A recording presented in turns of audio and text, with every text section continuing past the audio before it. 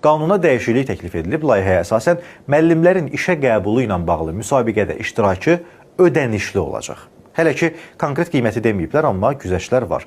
İlk dəfə imtahana girənlər, əlilliyi olan şəxslər, ünvanlı dövlət sosial yardımı alan ailələrin üzvləri, şəhid ailəsinin üzvləri və Azərbaycan Respublikasının ərazi bütövlüyü uğrunda döyüş əməliyyatlarında iştirak etdiyinə görə müharibə veteranı adı almış şəxslər ödənişsiz daxil ola biləcəklər sözü gedən imtahana.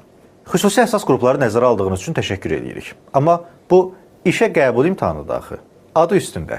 İşə qəbul. Yəni, işsiz olmaq bərabərdir, iş yeri olmamaq. O da bərabərdir, əmək haqqı almamaq.